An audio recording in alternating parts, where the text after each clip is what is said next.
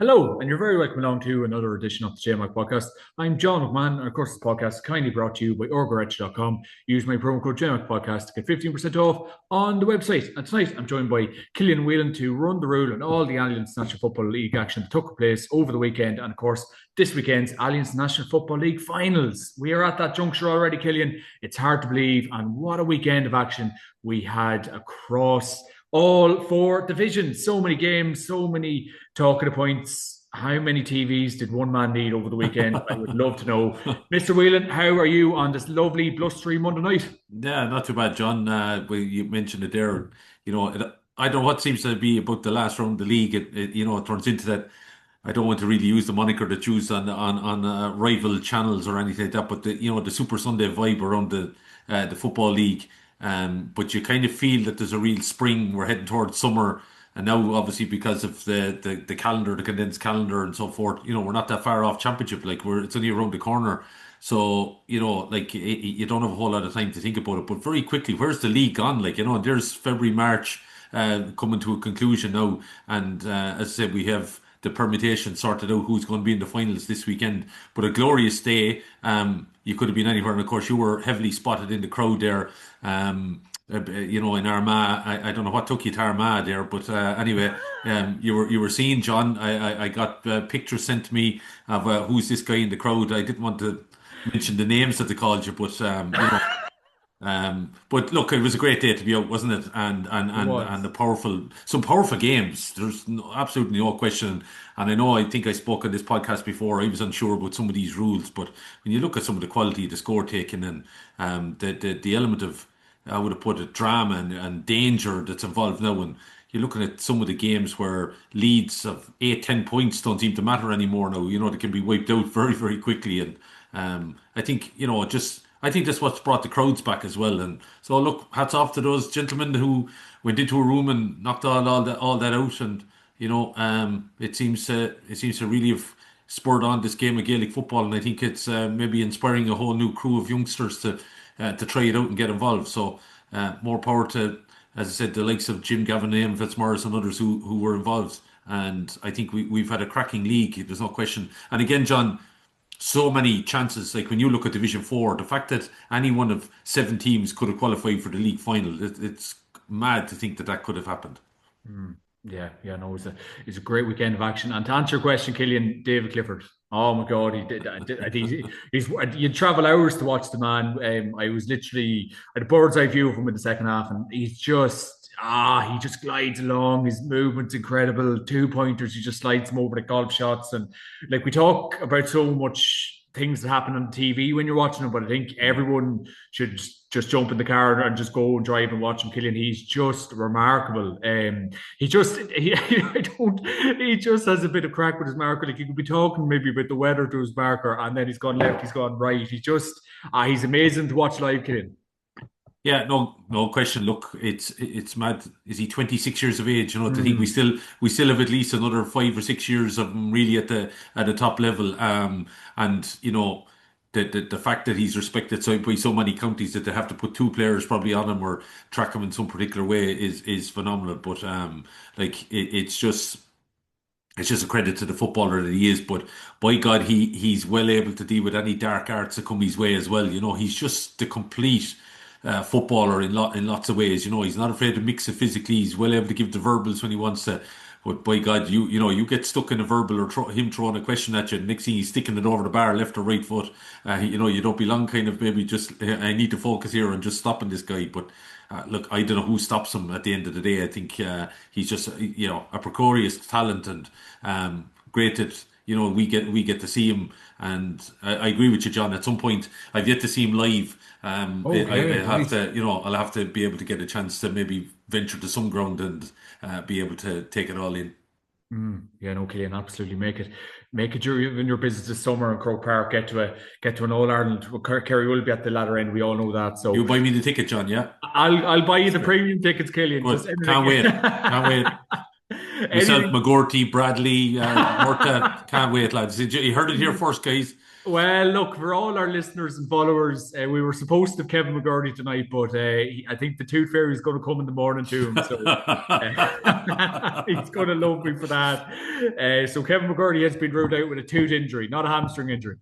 Yeah, stop. Look, that's definitely one of the. It's like the dog ate me homework kind of job. I'd have to see proof now that McGurty, like that. What many times has he cried off now at this stage, John? Like Yeah, yeah, it's yeah. becoming ridiculous now at this point. The boy who cried wolf, the boy who cried wolf. But that's Mr. McGurdy, and we are back on a Monday night. Well, Killian Whelan, there is lots to talk about tonight, and we will crack straight into the action that all took place yesterday, Sunday, in the Alliance National League in Division 4 over the weekend.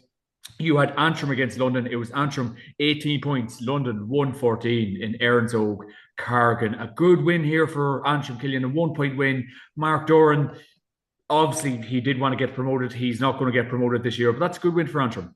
Hi, yeah, they bounced back. Was it three straight defeats, John? And now they've come back with four wins. So, it's a great credit. And London obviously had beaten Carlow. So, they're tipping along as well. London might cause a bit of a surprise somewhere in the Connacht Championship if things, were to fall their way. They mightn't be as some of the whipping boys or whatever later on. And sure, we know what they've done previous to being able to get all the way to a Connacht final. Don't know whether that'll be achievable, but I don't think they'll roll over too easy now for anyone in the Connacht Championship. But yeah, look, I'd be impressed that obviously Antrim seem to have got things together. And look, let's see what comes for them. They'll obviously Ulster Championship and Talton Cup.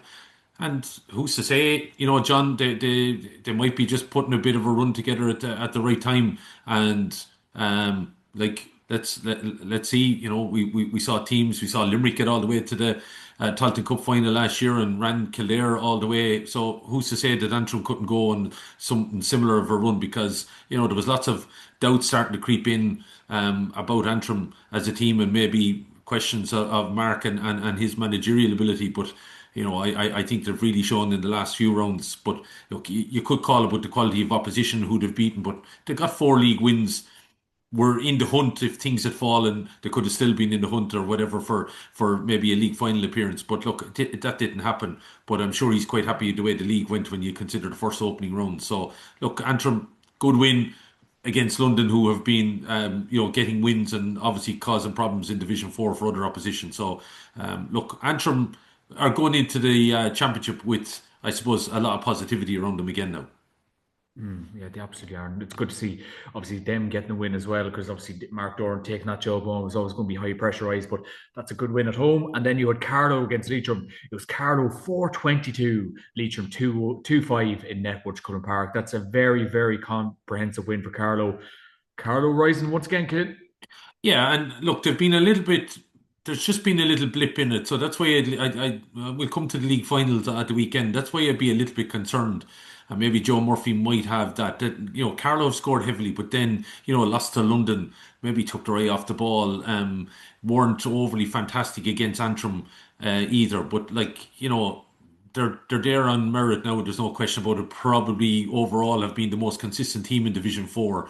So look. We'll see maybe what Crow Park does for Carlow, and again there won't be any whipping boys for anyone in the Leinster Championship either. They're going to make it awkward, and as I said to you before, Joe sets up his teams well, and he definitely has them with pride. The important thing about wearing the Carlow jersey and that they're proud to wear it. And I think that's been a big key factor as well. But I have to question Leitrim. I just don't know what the point has been the last while with regards to the management of that team. I really, really don't. They don't seem to have everyone pulling on the same boat, and number of players, as far as I can see, that I would reckon would be in around it are not making themselves available. So, like Leitrim GA would have to be questioning like where are they going, because they're as low now as I think they've ever been, John. And I don't see it getting any better in any championship or Talton Cup or anything in the near future. So, I appreciate that Leitrim, being the smallest county, aren't they, in Connacht, it's always going to be hard. You're drawing on a lot of guys who probably are working further up the country and trying to get them back and get them together and train. It's not an easy task, but you need everybody, and they don't seem to have everyone with them. So that you have to come back then to be asking about management. You have to be asking about the county board. What are they doing about it? So I like Leitrim's performed. They were right with Carlow in the first half, and then they got on the bus and went home. As far as I'm concerned, that second half, it was an absolute abomination. So again, like I know the league was done and dusted for them, but there was absolutely no fight on them in the second half. So you'd wonder now after a couple of years of Mr. Poacher there, where is it actually going? Mm, mm. After all the talk.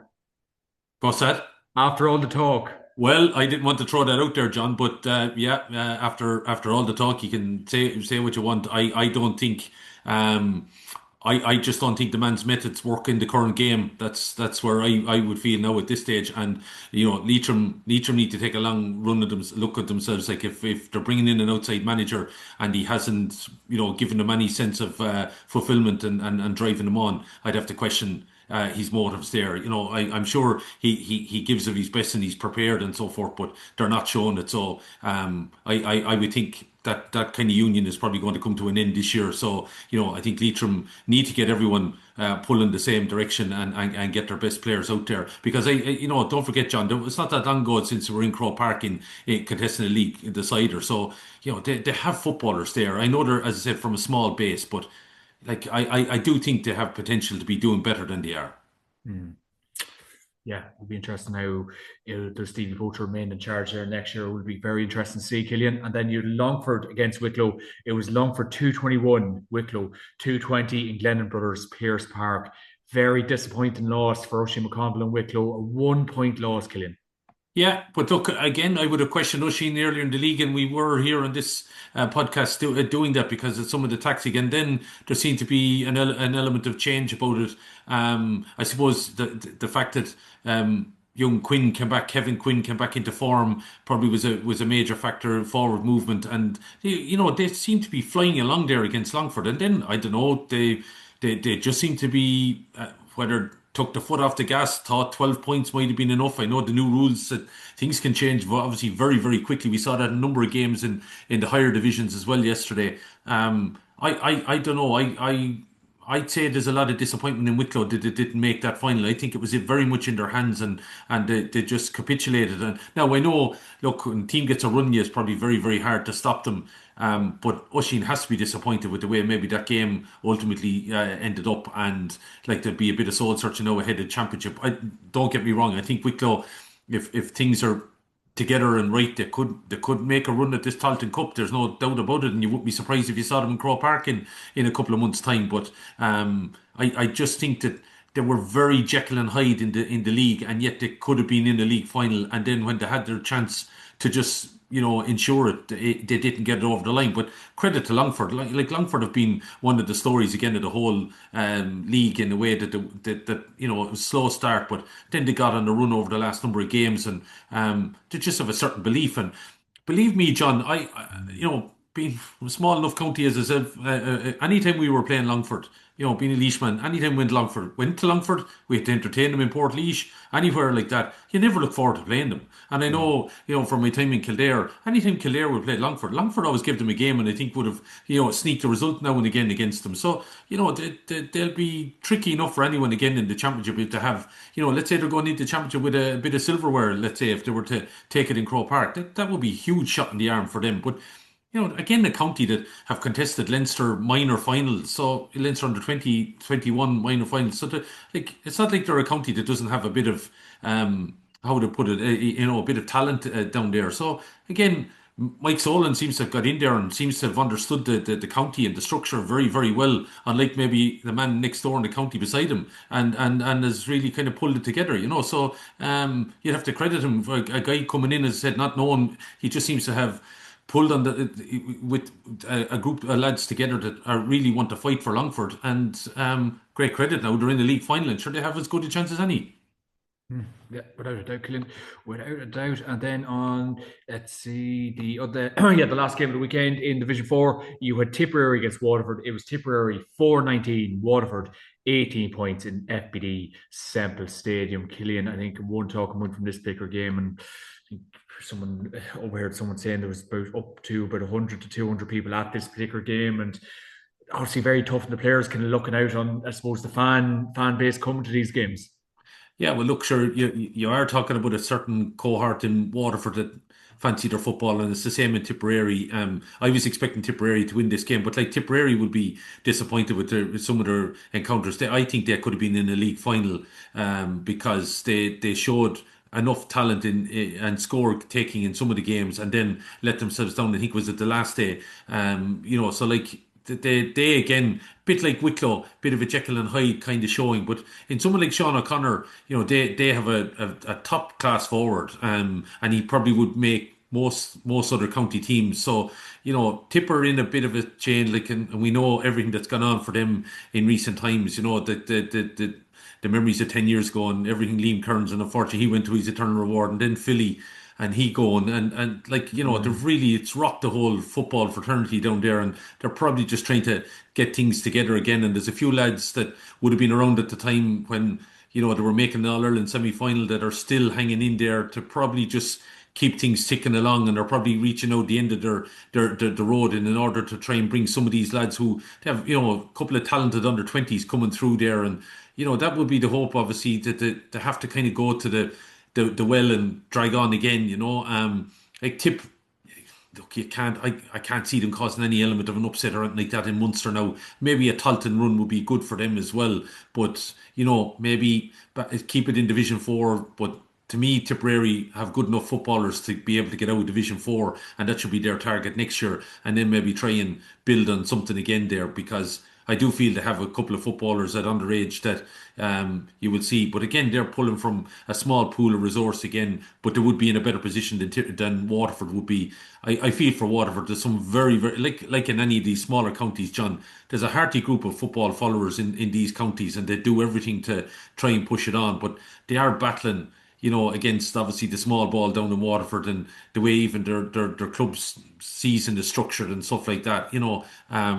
It's tough going, but I didn't expect Waterford now to lose 7 games. Always 7 played. I thought maybe there was a chance there that they would have.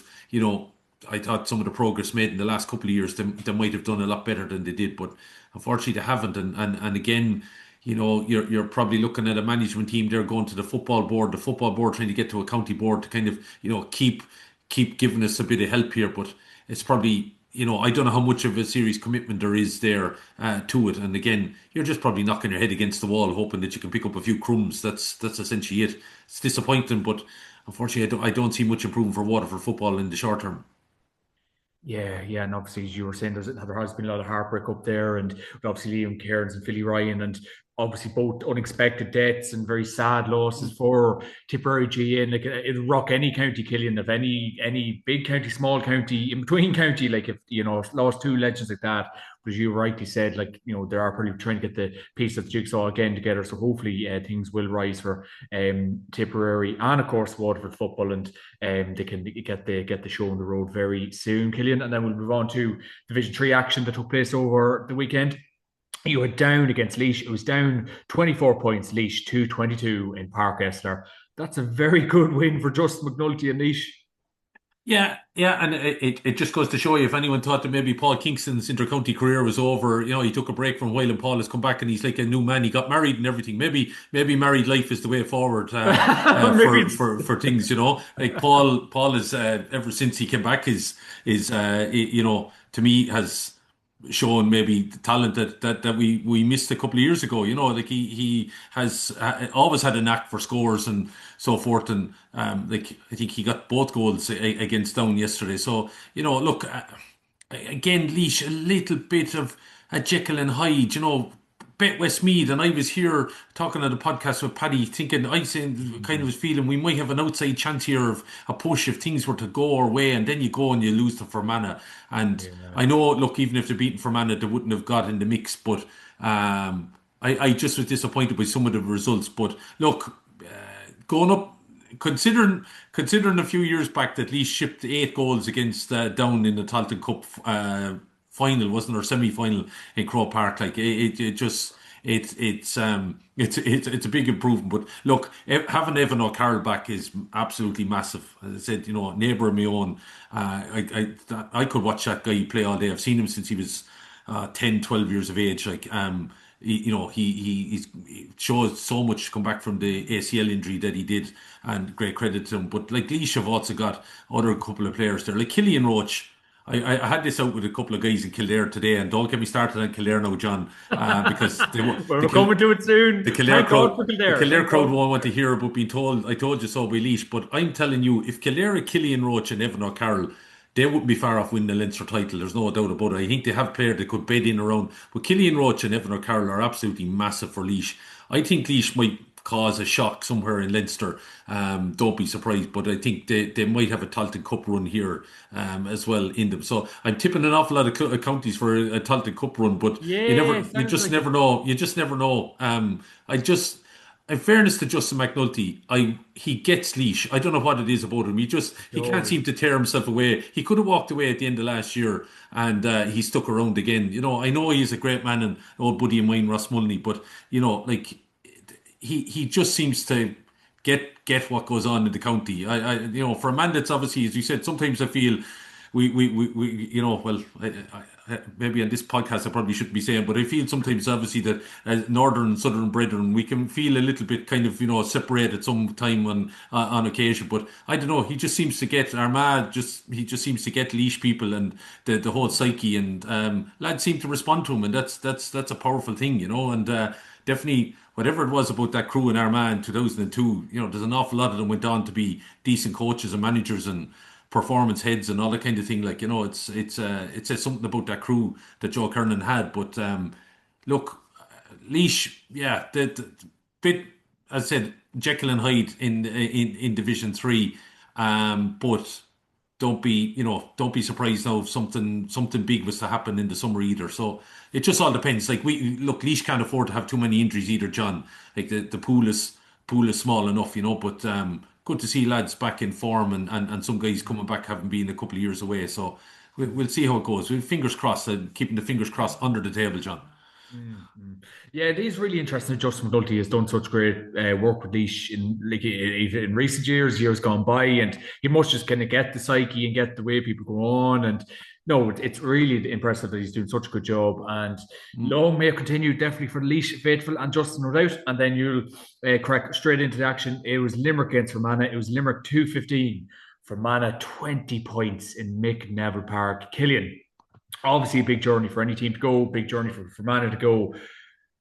Oh, Fermanagh's league form has been really, really disappointing. I think Declan Yeah. Ball will be really disappointed with the league campaign. And, we seen the big kind of backroom team who's going in there. And obviously we always talk about these big backroom teams potentially working, not working. And that particular one might take a bit of time to get working, but they'll not be happy. They were probably one eye on promotion and they just got relegated to Division 4. And that is just definitely not good enough.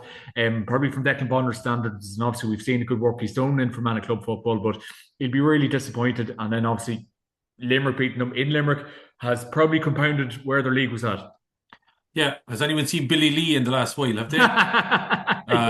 The last scene We haven't taken. seen him after Cheltenham. We Yeah, haven't yeah, seen him yeah, after yeah. We Cheltenham. hadn't. I was actually going to ask you where was he? Had he come home? And then we just get a small little blip of a report from Rathkeel to say that we're just after kicking the winner with the last kick of the game, and we haven't heard from him since. So if We've anyone's out there, he could be stuck in a pub in Rathkeel or somewhere like that. Will someone let us know that he's okay? But yeah, I like for all the talk again about Fermanagh.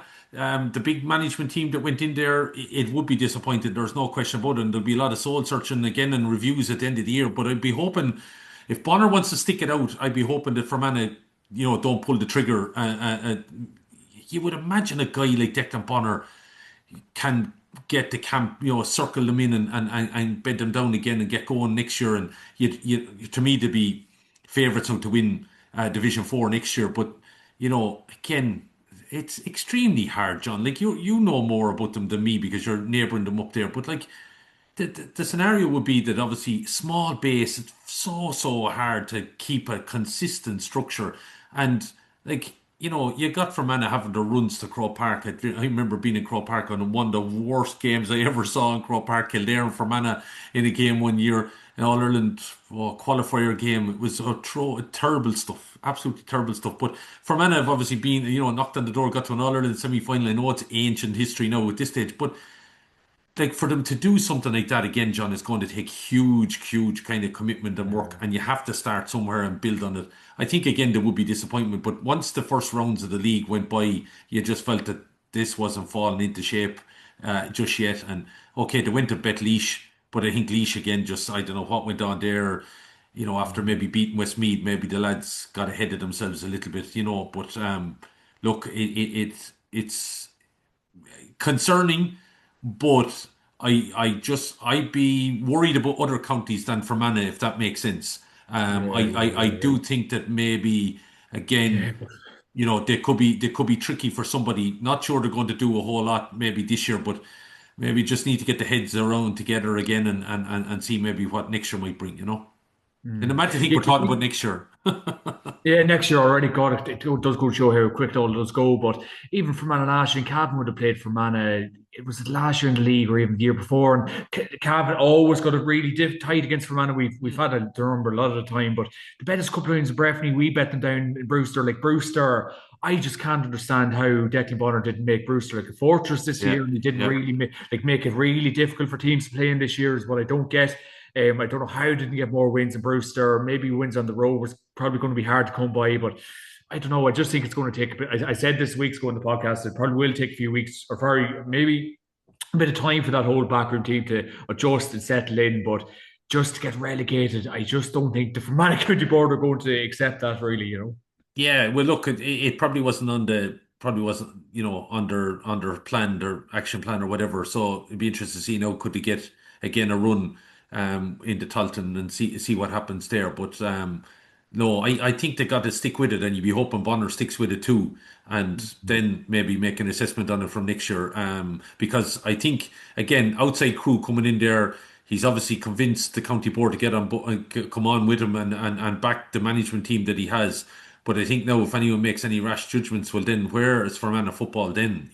I think they might just have to put this down as a learning curve and try and finish maybe 2026 season strongly and then come at it again, all guns blazing next year. Yeah. I think that's absolutely imperative for Declan Bonner's team because they will not be happy with their league campaign whatsoever, Killian. And then the other game over the weekend, you had Sligo against Clare. It was Sligo 223, Clare 28 points in Markovitz Park. Killian, we've referenced this a few times in the podcast, the new rules and everything. The scores in every single games this weekend have been off the charts. Incredible. Yeah, incredible. But again, I'd have to ask about the two teams, Sligo and Clare. Could the real Sligo and Clare please stand up? Yeah, Jack and Hyde, yeah. They've just again, that's maybe it's funny. I've used that term twice already, but Division Three was all over the place in that regard. A little bit the Jekyll and Hyde performances that happened Yeah. at different stages. To think that Westmeath were absolutely wiped off the park in O'Moore Park, and then we're still in with a chance of being promoted right down to the last kick of the game in Wexford Park. Sligo and Clare at various different junctures as well. Sligo go beat Clare, Clare beat Laois, Laois beat Sligo. Like it was just all over the place. And again, it seemed to happen, John, in Division Three that if a team got a run of scores, they seemed to be able to hold out. But like the massive scoring, like it definitely has been a real. I'm really looking forward to championship. Like I think in the cut and trust of coming down to championship games, this is going to be massive. Some of these 2-pointer opportunities or whatever down the last. We've seen some cracking games in the league and probably some of the biggest crowds in years at certain matches too. So look, Sligo and Clare again don't think they're going to cause too much trouble in their championship, provincial championship. But again, you never know the look of a draw and the way it runs into Talton. I know I keep saying that now for everybody, but I think, there would be two teams that you wouldn't be surprised you might see them in Crow Park either. That's just the way it would go. Yeah. Roll on this Tottenham Cup, Killian. You're really building it up. Trying to. There's no one else seems to worry about it, so I'm trying to pick it up as much as We possible. worry about it. We worry about it. In fairness, we got a lot of kudos last year for our Tottenham Cup coverage, I have to say now. So we definitely worry about it. Thank God. And then last game of Division Three over the weekend, you had Wexford against Westmeath. It was Wexford 216, Westmeath 118 in Chadwick's Wexford Park. Well, Wexford football, Killian, after all these years, is back. I would say Matty Ford and PJ Banville, Redmond Barry, all the greats of Wexford football enjoyed a pint of stout last night. Oh, I'm sure they did. I'm sure they did with one of their old mates, Johnny Hegarty, too, a good old mate of mine. I'm delighted for him. Yeah, John yeah. always had the capabilities, a good manager. Seen him at club action, obviously now at intercounty level. Got a text from him last night, and as you can imagine, he was absolutely over the moon. You saw the reaction, I'm sure, on TV last night when they got it. But what a way to win it! Oh my God, like Westmeath must be sick. You know, to take on the option that they did and then not put pressure on the kick out and just concede and never touch the ball after that, and conceded the goal the way it did. It just, look, Ryder over stuff, but Wexford probably deserved it. So I think over the league campaign, they were the ones that I think were, if it's possible, down we're so ahead of everybody else, John. And then of the Jekyll and Hydes that was in Division Three, Wexford were probably just at the top of that pile, and did play some very very good stuff. If you watch some of their games, which I did, they played some very very good football. And like if you remember again, John, over the year, they were always a county, that if they got everything going the right way, they're the one county that probably where football and hurling are near enough equal. So, they get as much, let's say, as is on the small ball side. So, like, John has done a lot there. There's Wexford down in Division Two next year. A phenomenal achievement, like back-to-back promotions. A great credit to them. And as I said, they actually seem to have pulled the crowd behind them again a little bit. It wasn't absolutely massive, but I think, surely now Wexford Park next year, the Dubs potentially coming to Wexford Park, like that should be packing the place out, and I would imagine that'll be something for John to worry about in 2027. But now they have an opportunity. Now, this weekend, of course, they could have a chance to get a shot at the Sam Maguire. Obviously, with the Kildare situation, if Kildare had stayed up, obviously they would have had anyway. But now that game becomes so important against Down this weekend. But look, whatever happens, I think if they end up in the Talton, I think they're the favourites for the Talton. That's the way I would look at it. But if not, if they were to win through, they might again cause a bit of a shock if they got through somehow to the Sam Maguire. They might cause a shock somewhere along the line. Mhm. Oh, this tall cup's getting better and better. How many teams have we predicted to win it now at this stage? That's the fifth, I think. That must be the fifth. That must be the fifth, Killian. Moving on to Division 2 action, Killian, that took place over the weekend. You had Derry against my own county, Cavan. It was Derry 120, Cavan 19 points in Celtic Park. Well, Killian, would you believe it? I don't know, did you get to see this game? We had so many chances to win this Yeah, game at the end. yeah. Cavan will be kicking themselves when they're watching that tape back. I think Roe McKernan had at least two good chances in the second half to win the game. Essentially, we had 2 to 3 goal chances we missed. Derry were there for the taking. The 2 points were there for the taking. We wouldn't have to be worrying about Kildare. Cavan had a real go at this game. It was a good performance. But just watching it back, we definitely 110% could have won it. And that's probably what will annoy the Cavan management this weekend, or sorry, this week. And obviously, we have the build up to the Monaghan game now in a couple of weeks' time, and the winners play Derry. Obviously, we beat Monaghan. That's good preparation playing Derry already. But Jesus, we had so many chances. But, there is definitely positive signs, when Cavan do, play to the full potential, they can't put up to the best. But would you have won it though if Derry had played at their full tilt? I don't think Derry were at full tilt. Sorry, for bursting your balloon there. But I was trying to get the Cavan fans going there, Killian. yeah, yeah, yeah. Who were Derry missing yesterday? Well, I didn't see the full team sheet now, but I don't think they were playing a full tilt, I have to say. I think Derry, Okay. I just think Derry, it's mad to think, like, John, in a way, that Derry got the wins that they did and yet didn't get promoted. They seemed like they were running away with things, but in actual fact, like, it was, look at all the teams that were ahead of them in so Mm, many different ways, I think Derry have probably set themselves up well now for championship. yeah. I'd be a little bit concerned for Cavan with the way Monaghan finished up the league. I know they got relegated, but like the performance they put in against Donegal. But again, I don't know whether a full strength Donegal Monaghan would have laid a glove on them. So I don't know. Look, if I was to give you anything, John, yes, to go up to Derry to Celtic Park and to get within a roar of getting the points on them there was showing some kind of signs, green shoots that there could be something there for Cavan. But we've talked about Cavan. To me, Kildare missed a treat getting up there to go into Cavan and just didn't rock up at all. Never got off the bus, and Cavan Paddy did the needful. Like, wasn't it? What was your star man? The forwards, I can't remember his name. They got the points that day against Kildare, but like.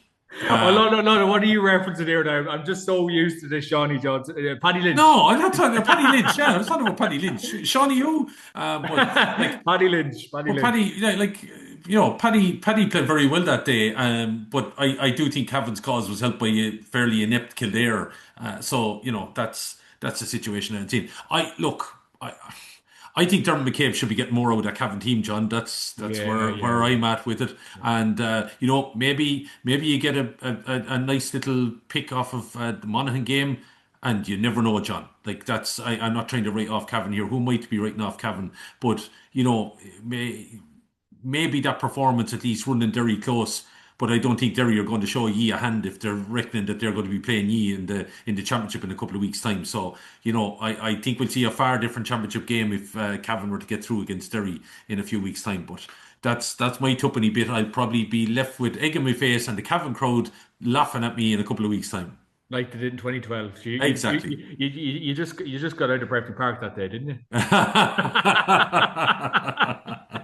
But no, Killian, but see, that's what I'm saying. We just had so many chances to get over the line, and when they do look back in the tape this week, there'll be so many scratching heads, missed opportunities. Like I just think when the chance was there to beat Derry ahead of the championship, and I know you're saying they weren't full tilt and weren't fully at the races, but when the chance was there, Killian, we should have took it. That's all I'm saying. Well, listen, look, you could say that, yeah, I agree with you, but you could say that about a lot.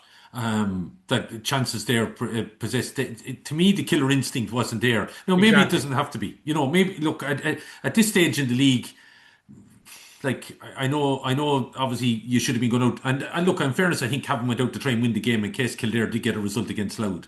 And potentially anything could happen. And then all of a sudden, you find yourself relegated, having maybe you turn around and say, "Oh, we should have done this and we should have done that." So at least there was a kick in Cavan. That would be the impressive thing. But look, so they have Division Two status next year. The important thing for Cavan now is to try and build on that. But I still think Dermot McCabe is not getting a kick out of you. Mm.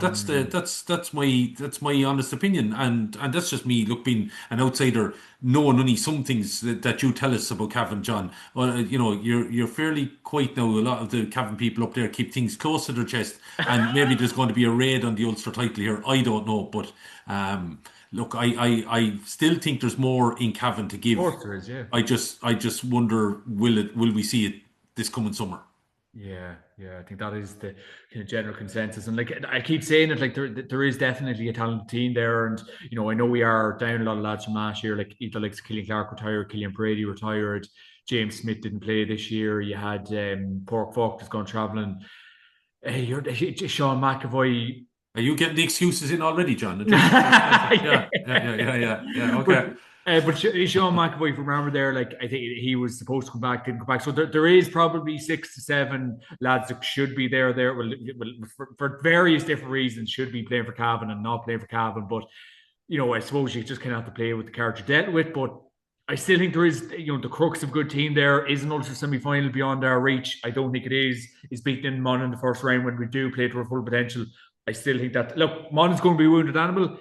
Gabriel Bannigan basically said after the last game, I think he'd one more game to go after last weekend, but he basically said full focus on Cavan. So obviously Monaghan will be working really hard over the next few weeks to right that wrong. They always beaten. We bet them in the last couple of occasions. 2024, 2020, 19 as well. The rivalry's huge. In Clonus, what did they say about a wounded animal, Killian? So that game will be really interesting. But I think, yeah, you're right. I still think there is lots more, and especially these new rules, Killian. Like, it's so expansive, the games. And I was looking at we'll get on to our man Kerry now in a few minutes, but like the new rules, the 2 pointers. Oh, like there's so much scope there, and I know you coach teams and bits and bobs. Like if you are a coach, like now's a great time to be doing it because there's so much scope for teams at the minute, Killian. Yeah, absolutely. I just have to listen to that monologue about Cavan now. I just have to just digest it all there. But look, I've no question about it, John. Cavan have talent. Now we need to see it. Like Gabriel has gone away. There's no doubt about it, John. They've gone away. They're targeting.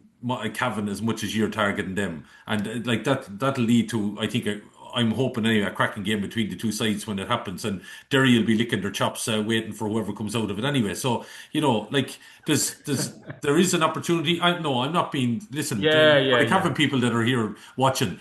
I've always enjoyed watching Cavan playing football. They always, to me, were, similar to my own county at home, get limited success, try their best, come up against some of the giant killers, put it up to them, and definitely consider themselves as, any given day an opportunity might arise. But um, I need to see. I need to see a bit more from Cavan. That's what I would think, to kind of be putting any money on them. I could see them beating Monaghan. I can't see them beating Derry. That's Yeah, where yeah, yeah. I would see it going. But as I said, you'll probably replay this back to me in a few weeks' time, when you're resting into an Ulster semi-final. Who knows, Killian? Who knows? Well, I think Monaghan is definitely winnable, but Derry will be a different proposition. But look, as the old saying goes, Killian, we'll cross that bridge when we When they get to it. come, exactly.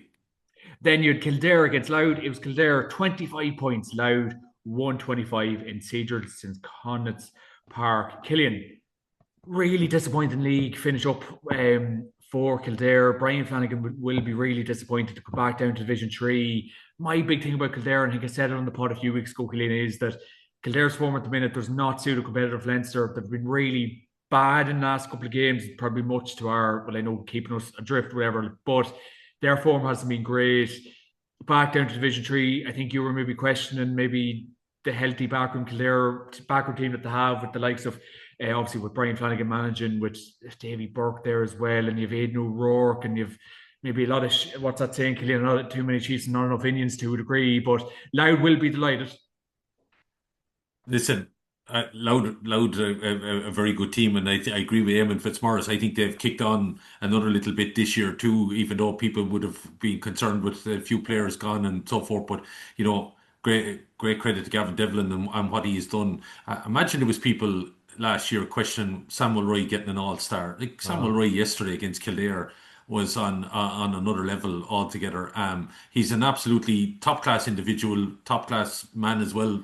Got to chat to him a couple of times, and he'd be on any team. I think, as far as I'd be concerned now, I think he'd be on any team in the country.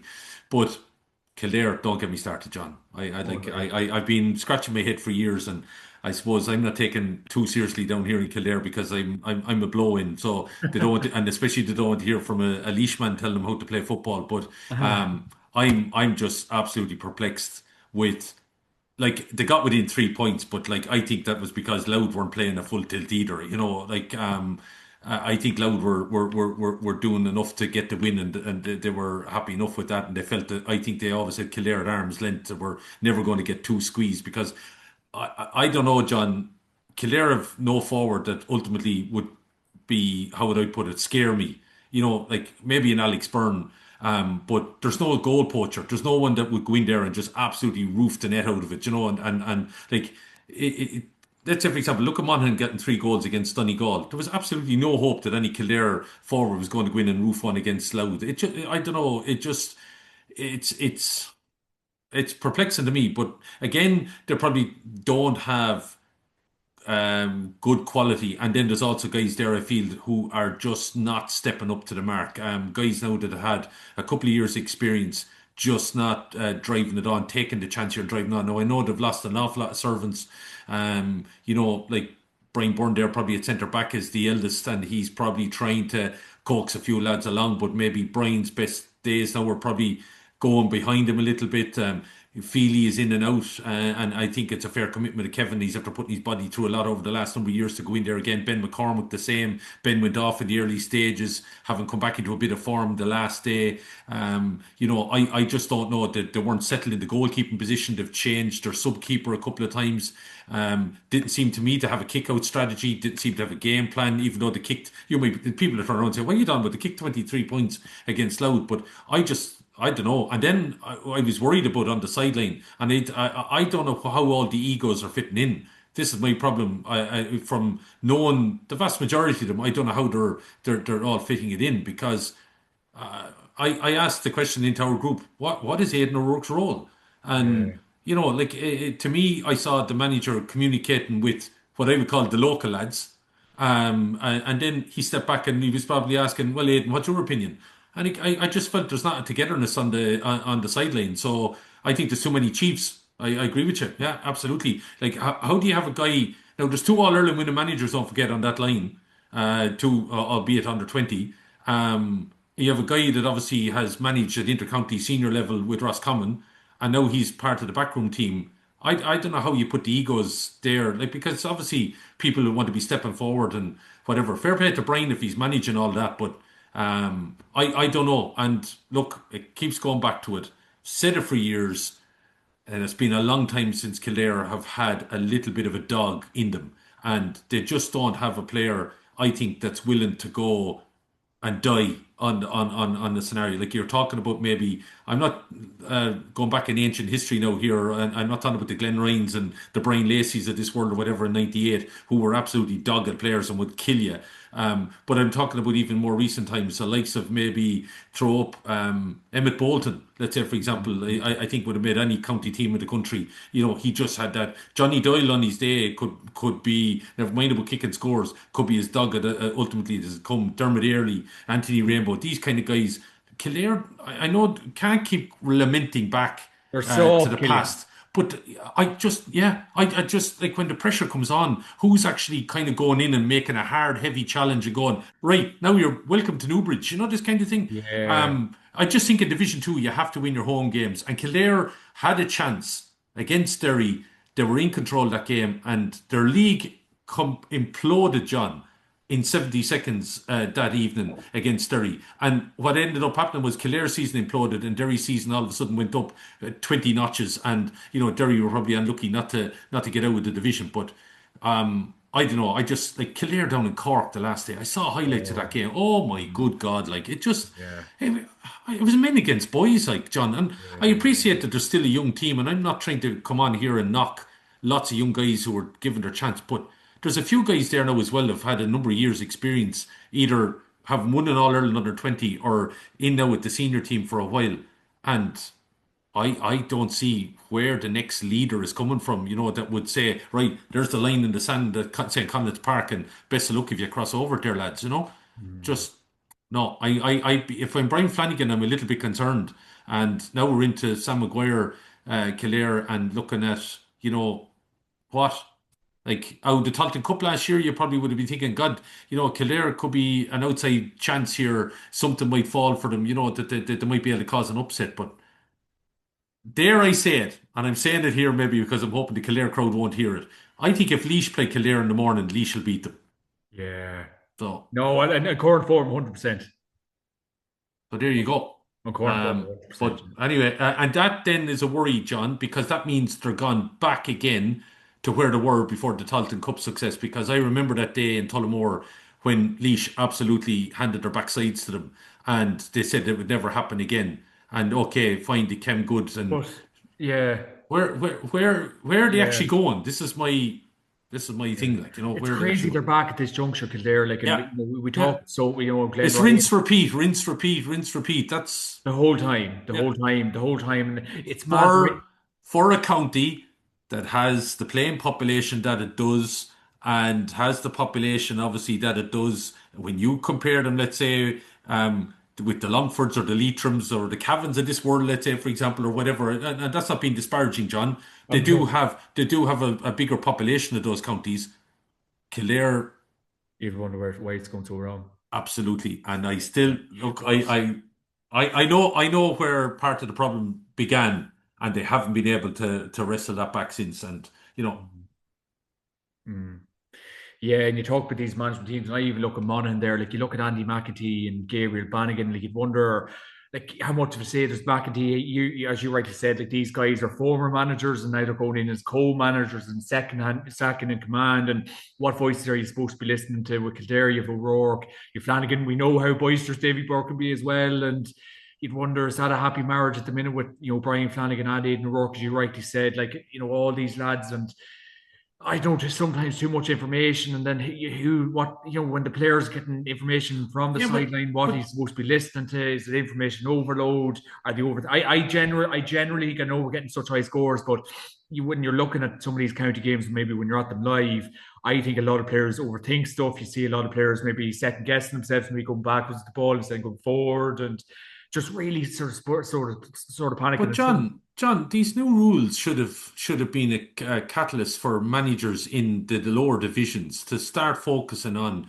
a kick-out strategy, yeah, yeah, yeah, finding a big midfielder, yeah, and then getting your best kicker on the field of play to be able to put you in position for two pointers. And yeah, as far as I'm concerned, Kildare haven't done that.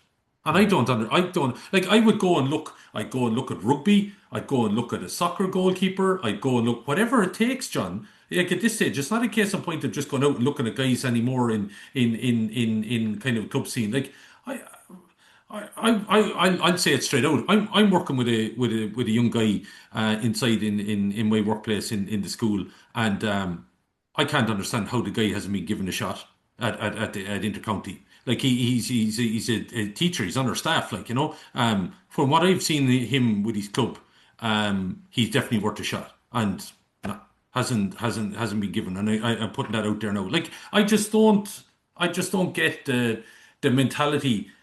With the new rules, I think there should have been the likes go all the way back down to your divisions. Your Fermanagh, go down to Tipperary, go down to Carlow, whatever.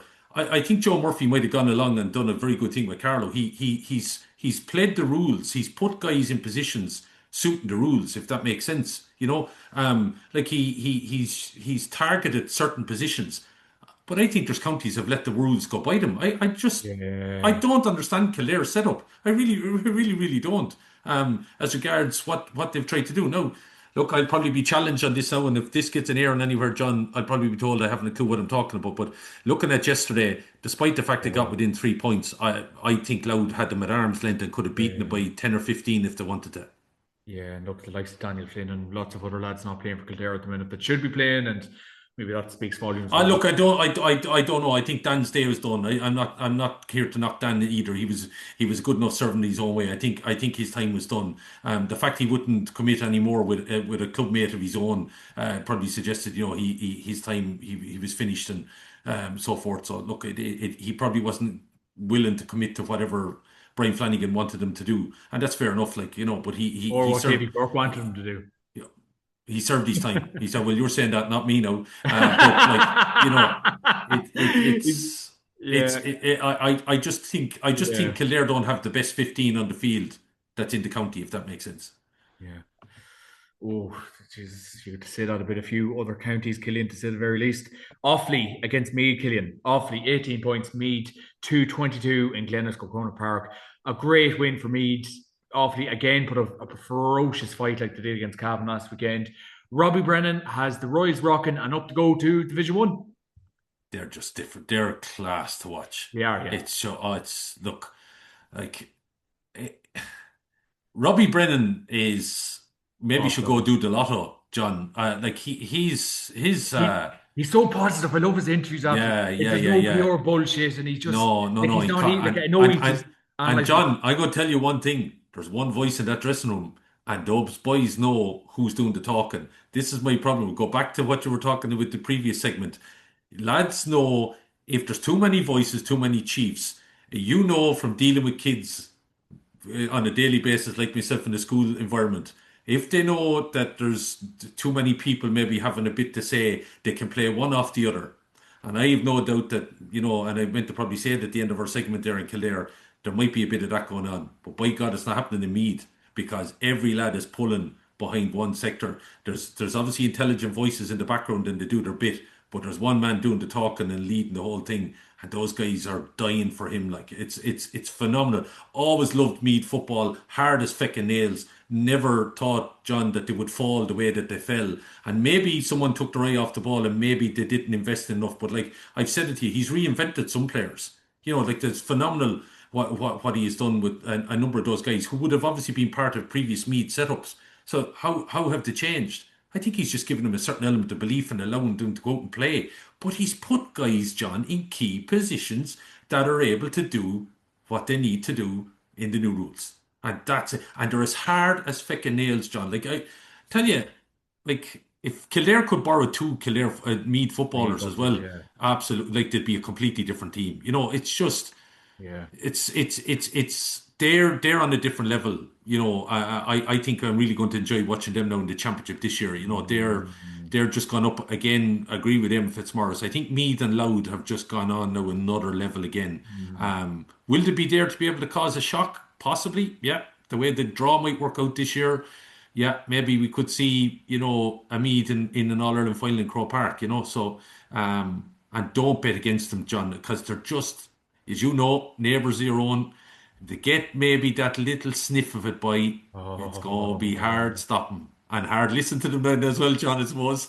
Oh, but in fairness, Killian, even like when they had the All Ireland semi final, was it last year? Like, and you see them going up through like the likes of Virginia and the crowds of cars going up. Like, if Mead were to be successful, oh, the true what? There's a story we were. You be going home via Galway, would you, John? But I think it was at the '97 All Ireland semi final, and Osher, young J Mac was only a couple of months old at that stage.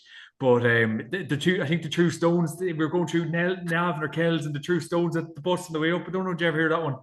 They flagged a load of stones at the Cavan supporters going on the way up or something like that. So And oh, you no, remember, there's a healthy rivalry, but I just remember the semi final last year, the amount of fans going up and you're thinking, geez, if they get to the final, you'd oh Lord, I don't know where you just have to move country, Killian, would you? yeah, well, look, listen, having worked a little bit up with LMFM, I know the work that was, and well, I knew the talent. There's no question about it. Would have witnessed a few of those guys, and you were just kind of wondering would something fall into place. But like, I think a lot of it has to come back to Robbie Brennan here. Whatever he's awakened within them, is phenomenal. And I suppose John. Like he obviously has a clear mantra, clear plan. They know what they're about. He lets them go out and enjoy themselves.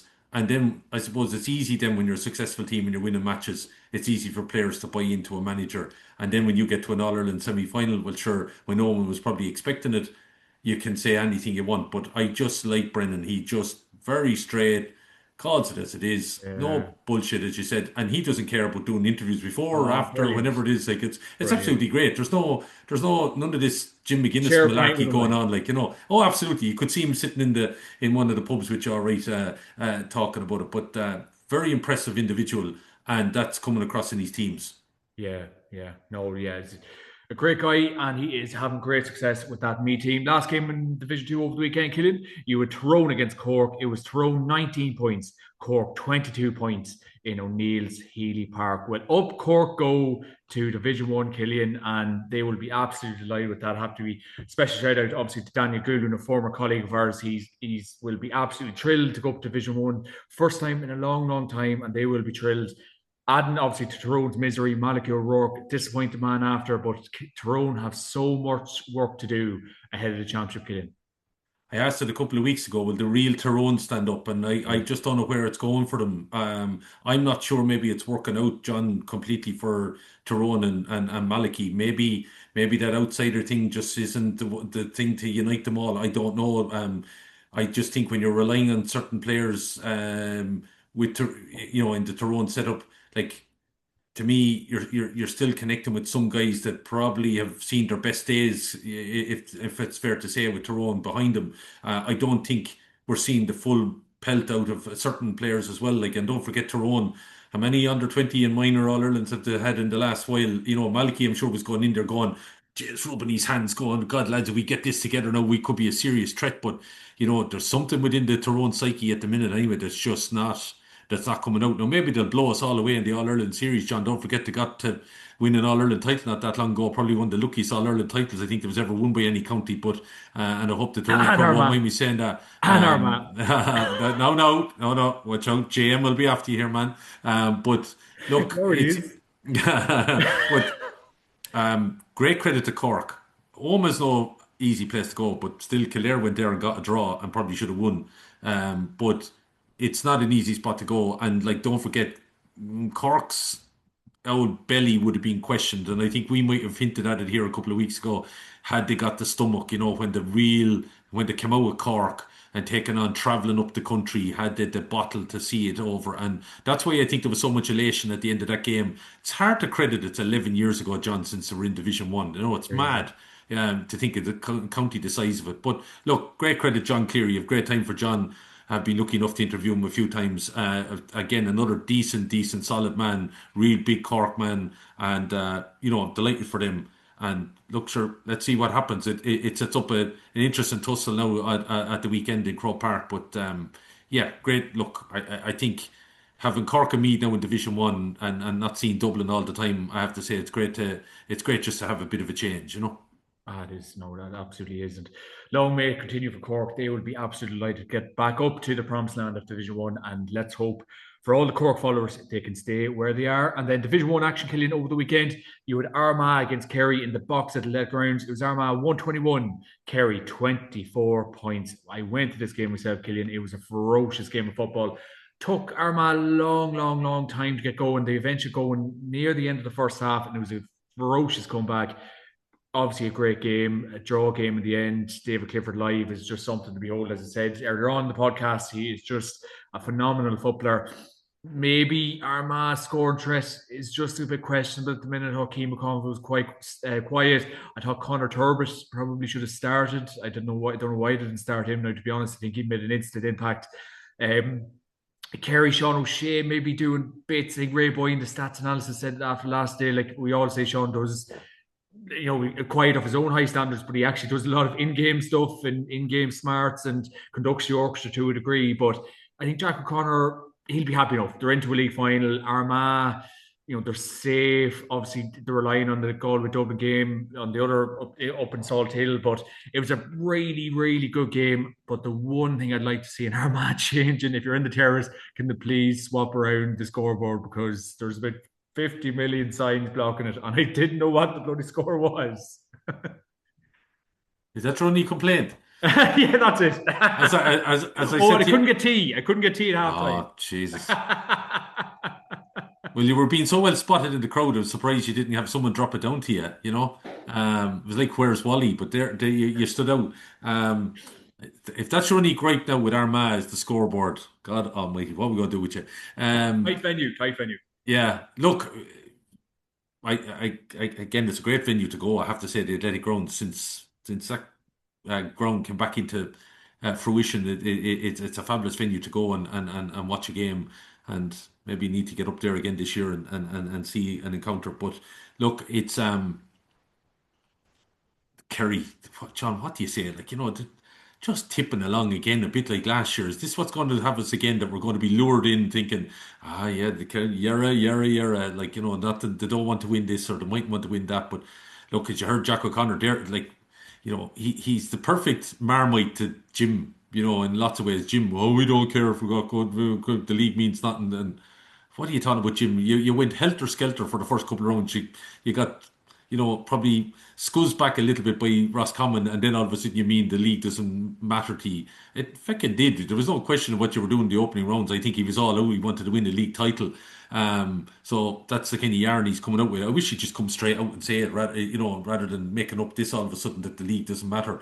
I think Kerry will want to win that. I think Kerry, Jack O'Connor, they don't go to Croke Park just turning up. They'll go up there and they'll put out the team that they want and say it to Donegal, right, come on. All the talk last year that you didn't handle us, let's see what you can do this time. And, I can't wait for Kerry to beat them and then turn around and say, well, there you are, lads, you had a second chance to do it and you still can't do it. So, Yeah. look, it's going to be an interesting tussle. By God, that game is going to be tough. I'd imagine it's going to Yeah. be flaking in that, John. That's another element, by the way, I've mentioned this year about Donegal. They were always tough footballers, but they've added that little bit more over. I think it's even Yeah. over physical, John. Yeah, no, I think was it against Galway? I think was it Galway the last day was it Stephen McMenamin and Jason McGee absolutely cleaned two players out of it, and yeah, I suppose there is that bit of maybe hurt or anger, maybe. Yeah, I don't know what it is, but they've been very overzealous in some of their physical encounters, and they've been getting away with it. I'm going to have to call out Kevin Kennedy here maybe to help us out with regards to looking back at some of the stats of games. But I think Finbar Roorty is sailing very close to the wind in some of these games. He's got away with a couple and has ended up maybe with yellow cards I think he should have had definitely two games. He should have had two blacks. And I think in two of those games, when he should have got those cards, he ended up being an influence in either a score or getting a score in a game. He's a phenomenal young player. I think he's He's one of the best players we have in the country. Again, like, and what's he, 19 years of age? He's still under 20.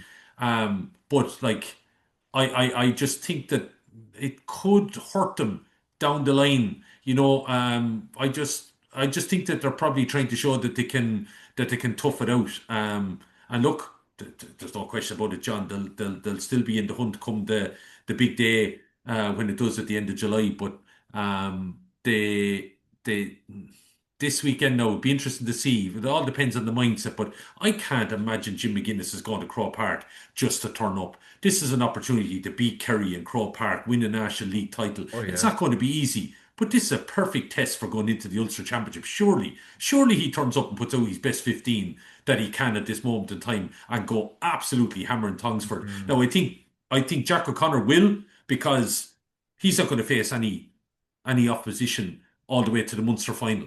Like, that's the next game he has to face. Like, that's still 2 months away. So like, that's where Jack O'Connor is surely thinking this is our last big game, competitive outing before the Munster final. So he's going all in on this, and then it's up to Donegal, and maybe time for Donegal to put their money where their mouth is. Yeah, yeah, yeah. Oh, I think that's going to be a really intriguing game this weekend. But no, absolutely, it was a great game down in Armagh yesterday. But number Oh yeah, one, come back to Armagh, John. Can I just say in Armagh, if I'm Geezer, I'm concerned. Like in all of those games this year, we've seen slow starts or kind of spits and and I starts. mean really slow Yeah, starts, yeah. like It's really like, poor wides, really shot yeah, selection, really poor. I think even Conor Gilligan, he absolutely lynched Charlie O'Byrne. I think Burns for not taking a shot on, or just really passive sort of. And at one stage, Burns thinking, and again, Killian, we're talking about players overthinking. Charlie O'Byrne's making a dart, and then he just makes a bit of a pivot backwards. Like, you talk about players overthinking stuff. Maybe there is a bit that goes in maybe with Armagh, but yeah, very lateral at times. yeah. But were the 10 points in no score down at one stage, John? Like, There you was it? go. Yeah, like that. I don't think you can do that, and you will be able to get away with that in championship. I don't know. I would be concerned. I'd be concerned as well about goal opportunities. Maybe. I know they probably got a few against Dublin, and that probably was trying to tell the pundits to shut up. Then we know nothing about it. But I don't think they had too many goal opportunities. Present itself against Kerry. So, if they're thinking about challenging for an Ulster title or winning an All Ireland, I do think they're going to have to add goals, and I don't know where they're going to come from for them. And they don't seem, which is Pushing very early. unusual. Where it's very unusual for Geezer at this stage. I think they don't seem settled, John. Like, there's bits. They're not in, like, what I mean is like Connor Turbin not in, not starting, then comes on, has a big impact. And But Turbot what, had to start yeah, yesterday. you just wonder what's the story there. But look, maybe Geezer will pull a rabbit out of the hat yet. You never know, like, what might be ahead in championship. But I'd be definitely concerned that they're not looking like a crew that could get the job done, if that's what you mean. If you're looking for a sure thing or a bet on them, I'd be staying away from them. I'd really be betting against them Yeah, in some ways now at this stage. yeah. Well, Johnny Murdo thinks they're going to win the Stamp the next 20 years, so Ah, yeah, sure. Look, he's deluded, deluded. Hi, swear Johnny. so swear allegiance to the geezer god. Galway against Dublin. Galway 20 points. Dublin 115 in Pearse Stadium. Dublin are relegated to Division 2. Ger Brennan's wife must not have bought him headphones at Christmas, Killing Wheel. Must have liked the look of the AirPods that your man had, did he? Um, I don't know, but like, that that doesn't look good now, and it's not. It'll depend on the clout now of the Dublin County Board, to be able to get him out of a ban on that one. I don't know. Like, yeah. Outrageous. What?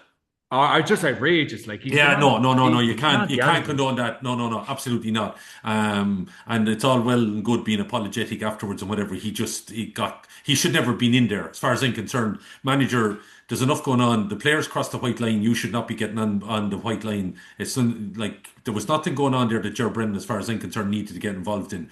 He came out with some kind of thing that he was going in to defend one of his players or something like that. But Nah. no, no, no, no, no. But like, I don't think, John, it was helped by the whole penalty. incident. I keep going back on this. I think Fergal Kelly has a lot to take on this one because for me, it was a very soft penalty, if a penalty at all, that was given, and then it was saved. And it was more a penalty than the foul that was committed by Owen Murchan right in front of Fergal Kelly. Like he was literally 2 or 3 feet away from it and decided not to give it.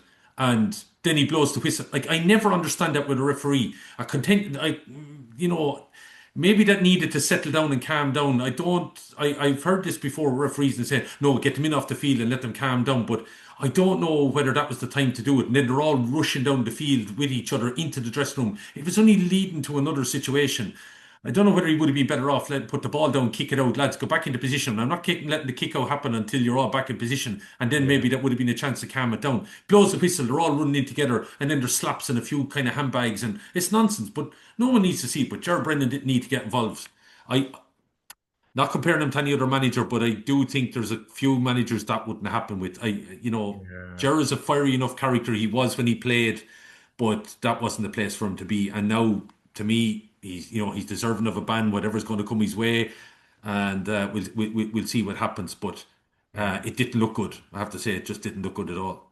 No, no, no, and probably not a great game of the ages. Dublin relegated to Division Two. Galway up to stay up. Galway done Armagh a favour, and Galway will be happy enough. Poor choice, obviously. Oh Jesus, how do I go without the podcast with obviously our sincere condolences to Michael Lyster, obviously a proud Galway man, and obviously Pork Joyce paid tribute to him after the game, gave him a lovely tribute in his post-match interview and off the ball. And yeah, Michael Lyster, obviously Killian. I think everyone grew up watching him. If he wasn't on your TV on a Sunday around dinner time, you're doing something wrong. An unbelievable voice for the GA, an absolute GA legend, and obviously our thoughts and prayers go out to the Leicester family at this very difficult time. Obviously, the news came in around lunchtime yesterday, and Galway, obviously, Galway GA gave a lovely tribute. So hopefully, there's a nice tribute. No doubt there will be in Croke Park, and a lot of people on the Sunday game or the league Sunday last night saying that he probably was in the middle of the likes of Brawley and O'Rourke and Spillane, and he really knew how to, I suppose, work with them and deal with them, and just the ultimate professional, Killian, and no doubt you would have met him along the way. Yeah, a very decent man, John. I think I'm going to give my age away here now a little bit, but he was my inspiration. LA in 1984, he used to present a program at the start of the Olympics in the morning, and that's when I got to hear his voice for the first time. And there's no question about it, he probably inspired me of my interest in, sport and media and things like that down along the way. I remember writing to him one time and came back with, I suppose if you're ever around, look me up kind of thing. And I remember reminding him of that a couple of years after, and we had a great old chat one time. Actually, you wouldn't believe it, John, but I suppose a lot of people know that Michael was involved in rallying, and he liked to throw a car around the road a couple of times. And I was actually at a launch of an event down in Carlow of all places one year, and I was introduced to him, and we talked about that, and I'd say he gave me about 45 minutes to an hour of his time after that, and we just chatted Yeah, about everything about it. Like, just a real solid individual, like, loved his crack and fun. But his ability, a bit like, I think it was Liz Howard that was on Radio 1 yesterday, and she turned around and said, like, he was a bit like Bill O'Hurley. He just knew when to say the right thing. And, I always remember him, trying to referee Brawley and Spillane at times at the puke football. Remember that? Like, oh, it just classic, but great credit Sean to Michael. Kavanagh, Sean Kavanagh. Oh yeah, yeah, yeah, yeah. Like he just was very good at being able to, I don't know, as I said, interject at the right time, and then obviously be able to sit back and let it all happen, and probably laugh that he was after setting the fire on, But yeah, no, great credit from him. Sincere sympathies to his family and all the colleagues and friends. But yeah, decent man too. Yeah, yeah, Jesus, yeah, what a legend, and yeah, you'd always just remember like your childhood be, every time you just be everyone would just be sitting around the kitchen Yeah, table, or you might have yeah, the TV in the kitchen, and you just be listening to it. Yeah, I think we should nearly dedicate a whole podcast to Michael Lester, but definitely this podcast tonight is definitely dedicated to the late great Michael Lester, and as Killian, if you rightly said there, a fantastic tribute, and I think everyone's either met him or listened to him on the TV or the radio, whatever you have you. And our sincere condolences go out to Michael's family and friends. And then the next game, Killian, you had Mayo against Roscommon. It was Mayo 426, Roscommon 211 in Hastings Insurance with Cale Park. Great win for Mayo. Back on track to a degree, Killian. don't think the Rossies were overly disappointed either, but obviously not a bad way for Andy Moran to finish up the league campaign with Mayo. No, and I had my Roscommon in-laws telling me, John, about watch out for a couple of weeks' time. So there's a little bit of glint in the Rossies' eyes, Marked when out, they, yeah. yeah, exactly, that they weren't going to give too much away yesterday. It's a pity they didn't tell me about that before I picked them in my predictions competition. You But nearly got me. You nearly no, I got me. nearly did. You're gonna have to tell the listeners all about this one. But yeah, no, he look, Mayo were impressive, but again, you'd have to wonder about the opposition. But credit Mayo, they were absolutely flying, and great to see. Ryan O'Donoghue was just on a different plane yesterday to everybody else. He was spraying ball left, right, and centre and contributing as well. Aidan O'Shea getting a fine goal. They kicked some fine scores.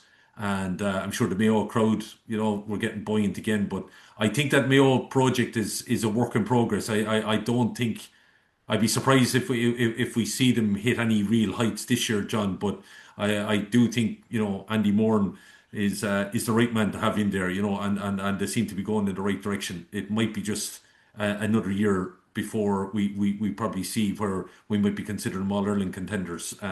But look, they had to do the needful. But again, I've been impressed with Roscommon in the games I've seen. I think the Dublin game was a bit of an anomaly in that I think they might have underestimated Dublin on the form, and Dublin got a run on them, and then just weren't able to get back. But what they did against Donegal was one of the results of the league, I think, and performances of the league. So Roscommon always had decent footballers, John. There's no question.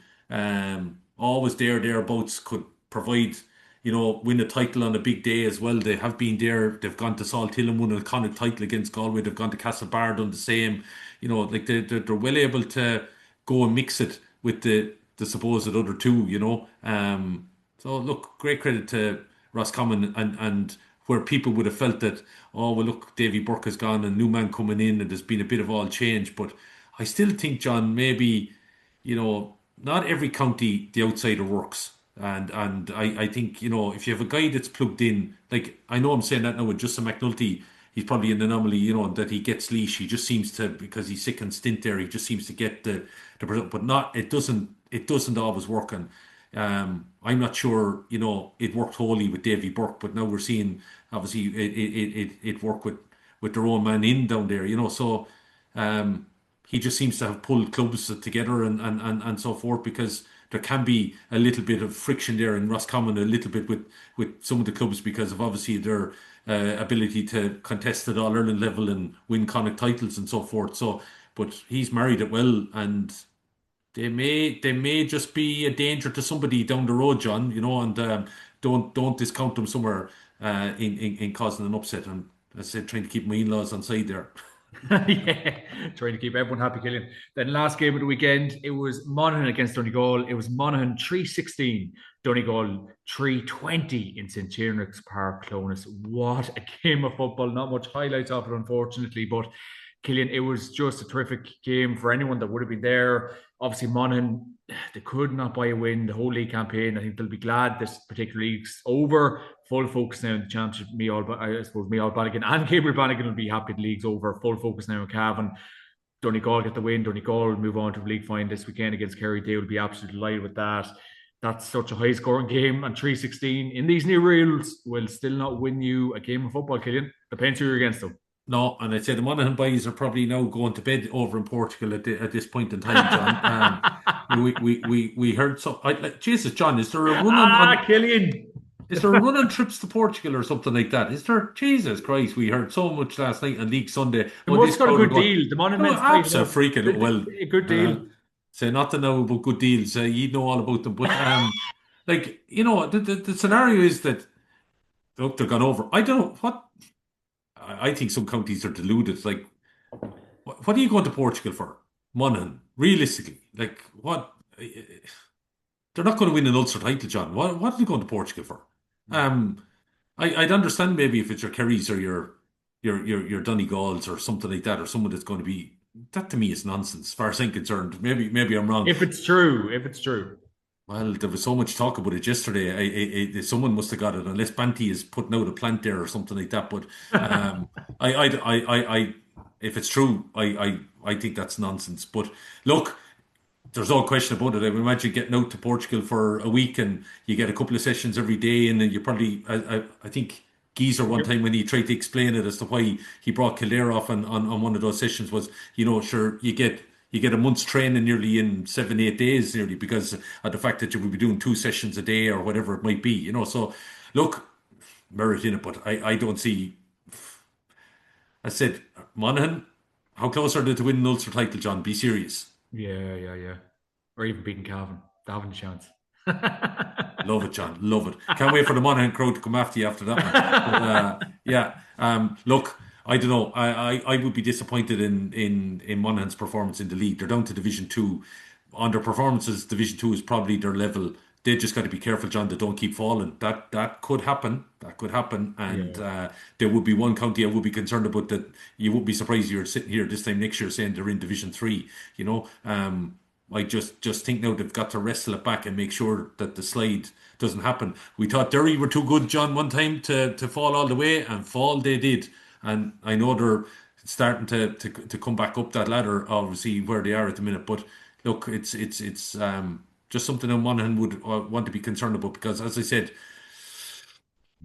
chance in Ulster won't beat Derry, even if they get over yourselves. And then where did they end up in the All Ireland series? So um, I'd be concerned for Monaghan football a little bit, John, unless they can make sure to get everyone back that needs to be there and pulling on again.